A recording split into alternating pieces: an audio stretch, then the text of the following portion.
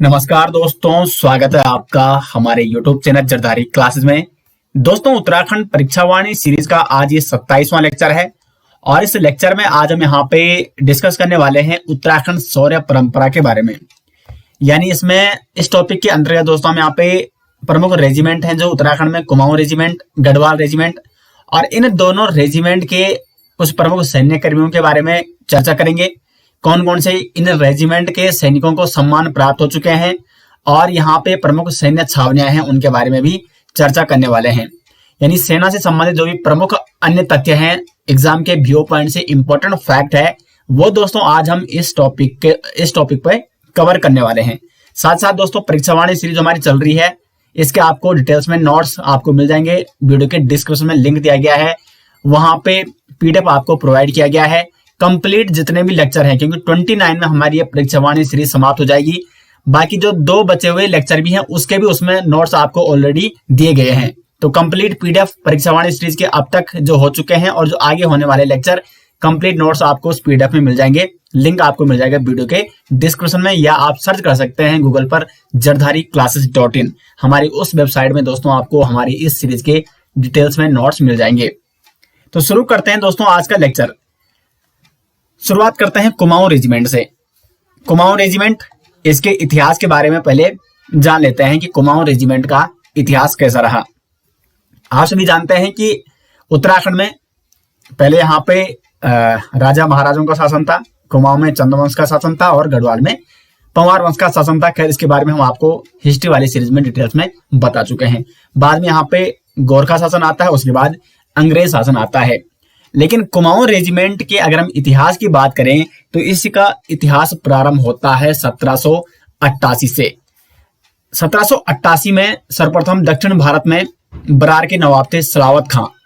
उन्होंने एक एलिसपुर ब्रिगेड नाम से एक ब्रिगेड गठित की। अब देखो, इस ब्रिगेड का नाम है एलिसपुर ब्रिगेड, लेकिन इसका संबंध क्या है कुमाऊं से? क्योंकि इस ब्रिगेड में जो अधिकांशतः सैन्य कर्मी थे वो कहाँ के थे? कुमाऊं के थे। और इसीलिए बाद में दोस्तों इस ब्रिगेड का नाम क्या पड़ता है? बटालियन 4 कुमाऊं। यानी अगर हम इतिहास की बात करें तो इसका इतिहास, कुमाऊं रेजिमेंट का जो इतिहास प्रारंभ होता है वो 1788 से प्रारंभ हो जाता है। एलिसपुर ब्रिगेड नाम से इस ब्रिगेड का गठन किया गया था और बाद में इसी ब्रिगेड का नाम क्या रखा गया दोस्तों? बटालियन 4 कुमाऊं। क्योंकि कुमाऊं रेजिमेंट का नाम तो बाद में आया, लगभग 1945 में। उसके बाद हैदराबाद के निजाम ने भी अपने यहाँ एक ब्रिगेड गठित की थी 1797 में, और इस ब्रिगेड का नाम बाद में क्या पड़ा? बटालियन कुमाऊं 2 या बटालियन 2 कुमाऊं। अब इनका नाम तब तक तो मतलब 1945 से पहले इनका अलग अलग नाम था, लेकिन कुमाऊं रेजिमेंट जो नाम मिलता है वो मिलता है 27 अक्टूबर 1945 को। यानी कुमाऊं रेजिमेंट अस्तित्व में कब आया या कुमाऊं रेजिमेंट नाम कब मिला? 27 अक्टूबर 1945 को मिला। तो ये याद रखने वाला पॉइंट है, 27 अक्टूबर 1945 को यहाँ पे कुमाऊं रेजिमेंट अस्तित्व में आया या कुमाऊं रेजिमेंट नाम मिला। उसके बाद अगर हम कुमाऊं रेजिमेंट के उस समय के तत्कालीन मुख्यालय की बात करें तो उस समय इसका मुख्यालय था आगरा, लेकिन मई 1948 में इसका मुख्यालय आगरा से स्थानांतरित किया गया और रखा गया अल्मोड़ा के रानीखेत में। तो कुमाऊं रेजिमेंट का मुख्यालय कहाँ है? वो है रानीखेत। और वर्तमान में भी मुख्यालय कहाँ है कुमाऊं रेजिमेंट का? तो वो रानीखेत अल्मोड़ा में ही है। अब कुमाऊं रेजिमेंट में बहुत सारे सैन्यकर्मी हुए जिन्होंने बहुत ही साहसपूर्ण युद्ध लड़े और बहुत ही वीरता का प्रदर्शन किया। कुमाऊं रेजिमेंट की अगर बात करें तो अब तक कुमाऊं रेजिमेंट भारतीय सेना को 3 सेना अध्यक्ष दे चुके हैं। अगर मैं नाम की बात करूं तो SS श्री नागेश, SS श्री नागेश ये एक सेना अध्यक्ष जो कि कुमाऊं रेजिमेंट की देन है। KM थिमैया,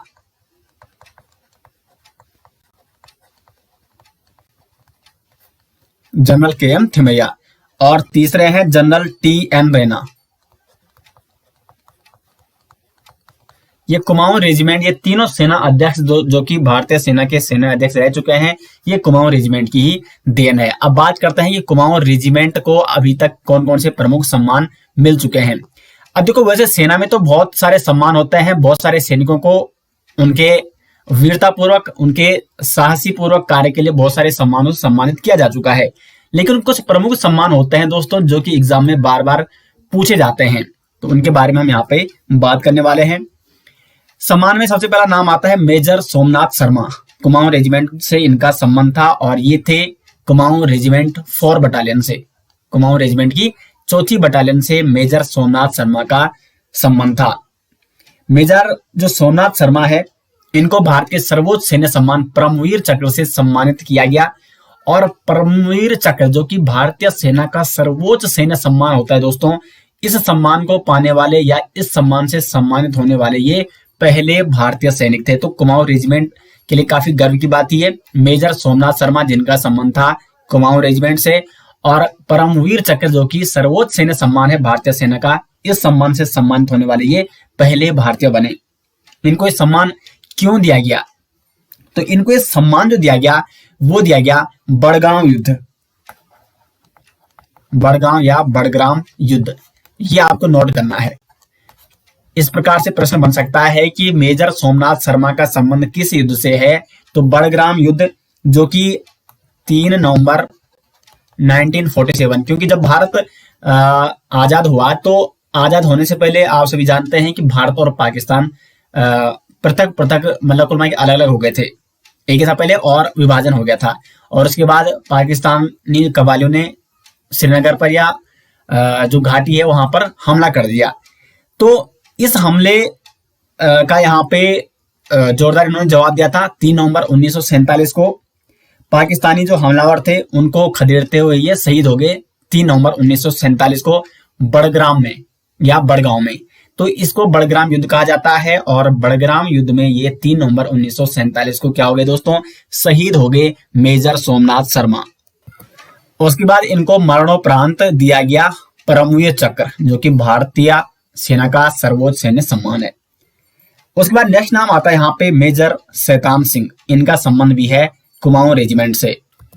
इनको इस सम्मान से सम्मानित किया गया क्योंकि 1962 में जब भारत चीन युद्ध हो रहा था तो उस दौरान रजांगला युद्ध जो कि लद्दाख में स्थित है, रजांगल, ठीक है, तो यहाँ पे युद्ध लड़ते शहीद हुए थे और इन्हें भी मरणोपरांत परमवीर चक्र से सम्मानित किया गया। ये थे मेजर शैतान सिंह और इनका संबंध भी था कुमाऊं रेजिमेंट की 13वीं बटालियन से। इनका तो 4थी बटालियन था और इनका था 13वीं बटालियन से। कुमाऊं रेजिमेंट की 13वीं बटालियन से। तो मरणोपरांत इनको भी परमवीर चक्र से सम्मानित किया गया। उसके बाद कारगिल युद्ध होता है और उसमें भी जो ये कुमाऊं रेजिमेंट है इसकी पहली बटालियन ने बहुत ही महत्वपूर्ण भूमिका निभाई थी। 1988 में, ये काफी इंपॉर्टेंट पॉइंट है, 1988 में कुमाऊं रेजिमेंट के नाम पर डाक टिकट जारी किया गया था। डाक टिकट से इंपॉर्टेंट प्रश्न बनते हैं। तो 1988 में डाक टिकट जारी किया गया था कुमाऊं रेजिमेंट के नाम पर। तो ये था कुमाऊं रेजिमेंट का इतिहास और इससे जुड़े हुए कुछ महत्वपूर्ण फैक्ट। आगे बढ़ते हैं दोस्तों गढ़वाल रेजिमेंट की ओर। गढ़वाल रेजिमेंट, अब देखो गढ़वाल रेजिमेंट का जो स्थापना है वो हुई थी 5 मई 1887 को अल्मोड़ा में। लेकिन इसके इतिहास के बारे में थोड़ा जान लेते हैं। गढ़वाल रेजिमेंट का इतिहास कैसा रहा। गढ़वाल में यहाँ पे पहले परमार वंश के शासकों का शासन था। उसके बाद प्रद्युम्न शाह जब उनकी मृत्यु हो जाती है खुड़बड़ा के मैदान में, तो उस समय यहाँ पे कुलमा के गोरखों और गढ़वाल के परमार शासकों के बीच युद्ध होता है और गोरखा क्या करते हैं यहाँ पे आधिपत्य कर लेते हैं। तो जब गोरखा यहाँ पे अधिकार कर लेते हैं तो जो गोरखा सैनिक थे, कुछ सैनिक तो नेपाल के थे, मतलब जो गोरखा थे, और कुछ सैनिक उसमें कौन थे? जो गढ़वाल के थे। अब बाद में यहाँ पे अंग्रेजों ने क्या कर लिया? अधिकार कर लिया और अंग्रेजों ने इन्हीं सैनिकों को अपनी सैन्य टुकड़ी में या अपनी सेना में भर्ती कर लिया। इसमें कुछ गढ़वाल के थे और कुछ गोरखा सैनिक थे।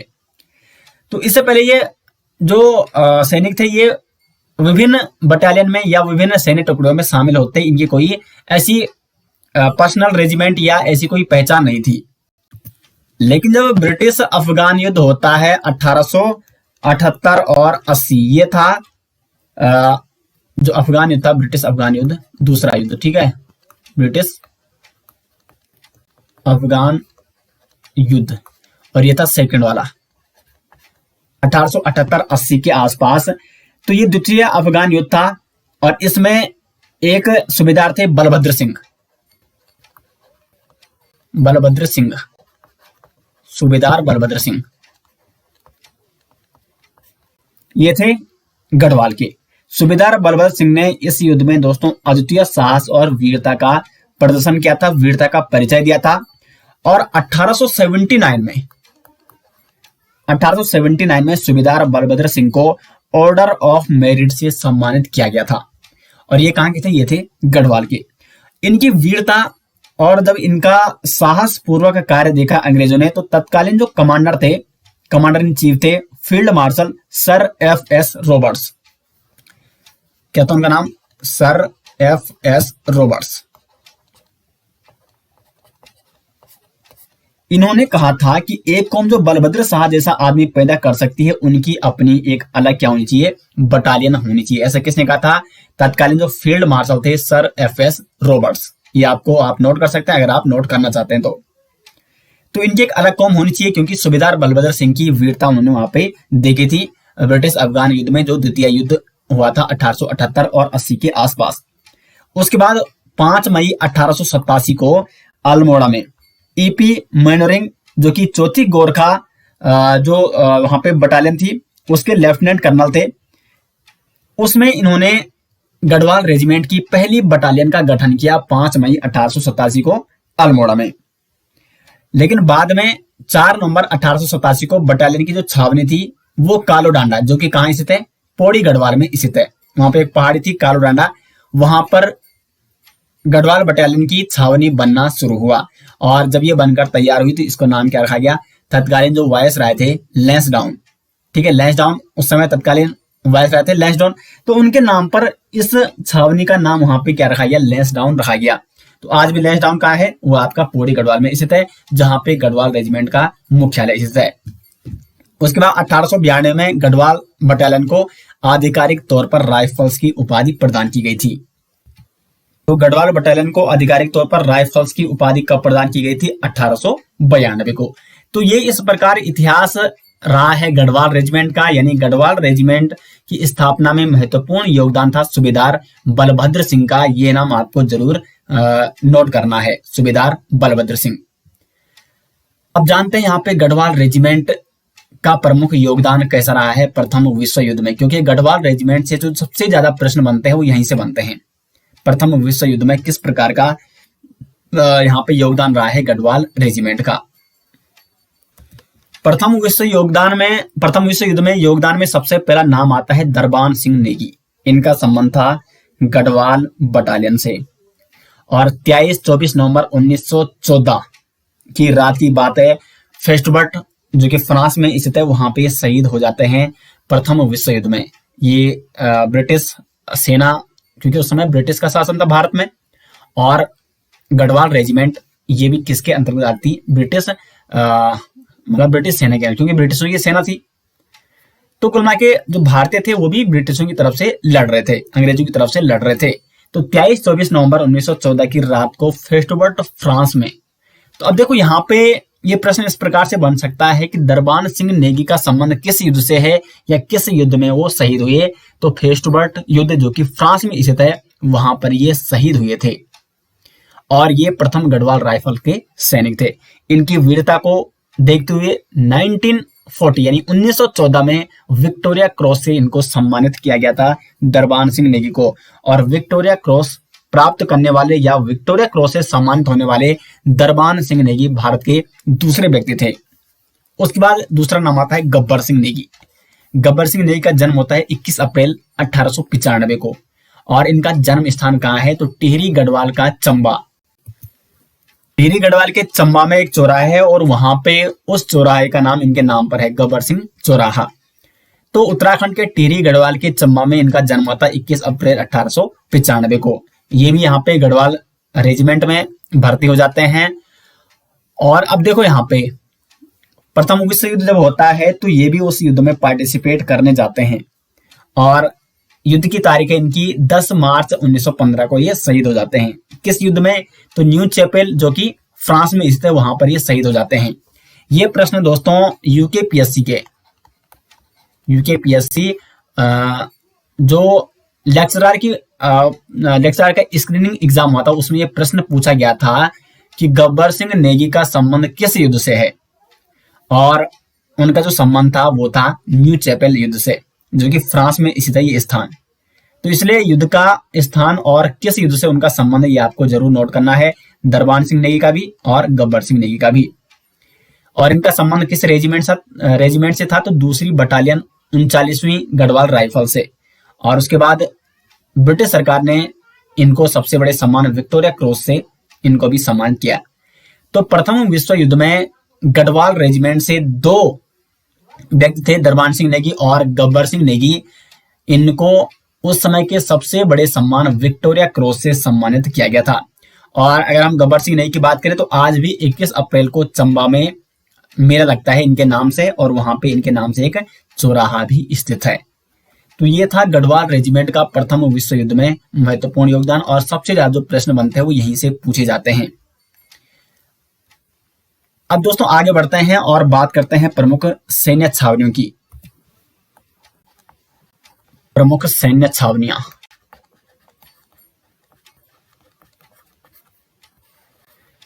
सबसे पहले बात करते हैं अल्मोड़ा सैन्य छावनी, क्योंकि इसका इतिहास बहुत पुराना है। अल्मोड़ा में मतलब गोरखों ने भी जब यहाँ पे कुमाऊं पर अधिपत्य किया था तो उन्होंने सबसे पहले अल्मोड़ा पर ही अधिकार किया, और अंग्रेजों को भी जब गोरखों को भगाना था तो उन्होंने अल्मोड़ा पर ही अधिकार किया था। तो अल्मोड़ा में छावनी ये काफी, इसका इतिहास काफी पुराना है। तो अल्मोड़ा छावनी की अगर हम स्थापना की बात करें तो अंग्रेजों का यहाँ पे जो अधिपत्य हुआ था 1815 में, यानी अंग्रेजों ने यहाँ पे 1815 में एक सैन्य छावनी स्थापित की। गोरखाओं को पराजित करके अंग्रेजों ने यहाँ पे 1815 में एक सैन्य छावनी का गठन किया, या सैन्य छावनी स्थापित की, अल्मोड़ा छावनी। उसके बाद यहाँ पे रानीखेत, ये भी आपकी कहाँ है, ये भी आपकी अल्मोड़ा में है।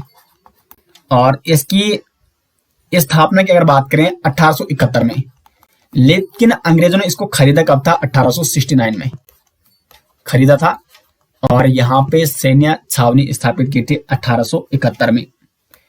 उसके बाद देहरादून, देहरादून सैन्य छावनी, इसकी स्थापना होती है 30 नवंबर 1814 को, जब गोरखों को खलंगा युद्ध में, जो कि नालापानी में, खलंगा नालापानी युद्ध में परास्त किया था गोरखों को अंग्रेजों ने, तो वहां पर इन्होंने देहरादून में एक सैन्य छावनी बनाई थी।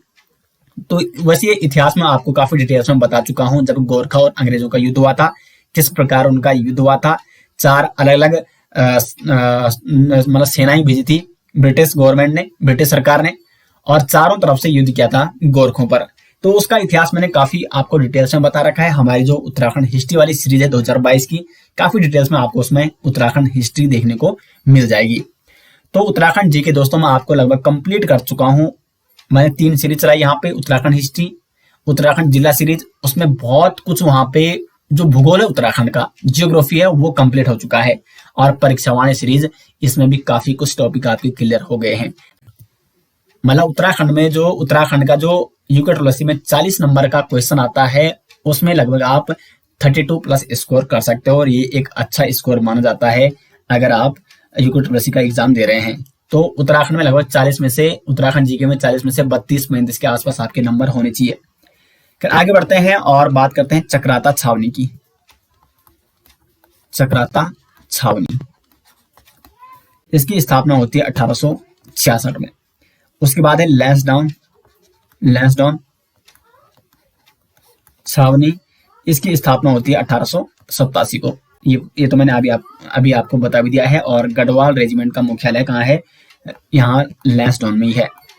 उसके बाद है रुड़की, इसकी स्थापना होती है 1853 में। तो ये थी दोस्तों कुछ प्रमुख सैन्य छावनियां जो कि एग्जाम की व्यू पॉइंट से इंपॉर्टेंट है। और यहाँ पे उत्तराखंड शौर्य परंपरा में हमने आपको कुमाऊं रेजिमेंट, गढ़वाल रेजिमेंट और इनसे संबंधित प्रमुख सैन्य कर्मियों के बारे में बताया, प्रमुख सम्मान और सैन्य छावनियों के बारे में हमने चर्चा की। तो डिटेल्स में आपको हमने दोस्तों ये टॉपिक करा दिया है, और उम्मीद करते हैं आपको ये लेक्चर पसंद आया। बाकी इसके डिटेल्स में नोट्स आपको हमारी उत्तराखंड परीक्षावाणी सीरीज वाली जो ई बुक है उसमें मिल जाएंगे। वीडियो के डिस्क्रिप्शन में लिंक दिया गया है, वहां से आप उसको डाउनलोड कर सकते हैं, या आप गूगल पे सर्च कीजिए जरधारी classes.in। साथ साथ दोस्तों 2 लेक्चर रह गए हैं अभी, और उनको भी हम बहुत जल्दी कल और परसों कंप्लीट कर देंगे, और उसके बाद परीक्षा वाणी सीरीज आपकी हो जाएगी कंप्लीट, और उसके बाद आपका हिंदी का कोर्स प्रारंभ होगा। साथ ही साथ जैसे हमने यहाँ पे टॉपिक कराए हैं, टॉपिक वाइज आपके लिए एमसीक्यू प्रोवाइड किए जाएंगे उत्तराखंड जीके के, ताकि आपकी पकड़ उत्तराखंड जीके पे और मजबूत हो सके, और एग्जाम में किस प्रकार से प्रश्न बनते हैं वो वहां पे आप कर पाए, आपकी प्रैक्टिस होती रहे। तो उद्देश्य यही है कि आपको अधिक से अधिक दोस्तों यहाँ पे कंटेंट प्रोवाइड किया जाए जरदारी क्लासेस के माध्यम से। तो लगातार आप हमारे साथ जुड़े रहें, और आपको लेक्चर हमारे कैसे लगते हैं कमेंट बॉक्स में अपनी राय अधिक से अधिक जरूर दिया करें।